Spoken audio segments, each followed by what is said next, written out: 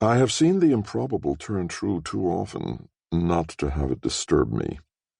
Suppose these memoirs still exist, when the French royalist plot of 1805 and my father's peculiar role in it are forgotten. I cannot help but remember it as a restless land across the water, but surely people will continue to recollect. Surely these few pages, written with the sole purpose of explaining my father's part in the affair, will not degenerate into anything so pitifully fanciful as the story of a man who tried his best to be a bad example because he could not be a good one.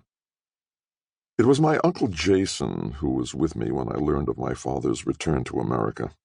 I still remember the look of sympathetic concern on his broad, good-natured face as I read my father's letter.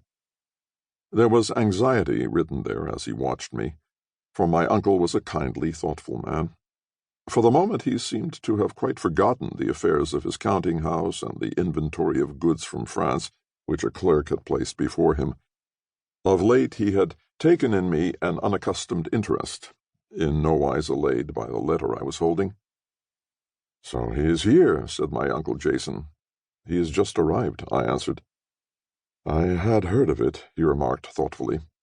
"And you will see him, Henry?" "Yes," I replied, "since she asked me to." "She had asked you? Your mother?" "You did not tell me that."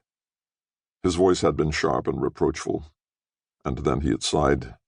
"After all," he went on more gently, "he is your father, and you must respect him as such, Henry, hard as it is to do so.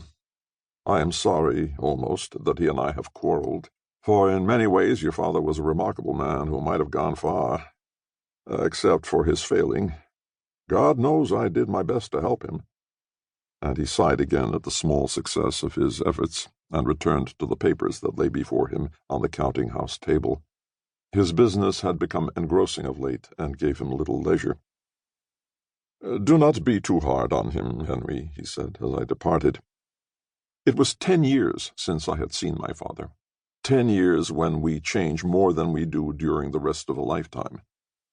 10 years back we had lived in a great house with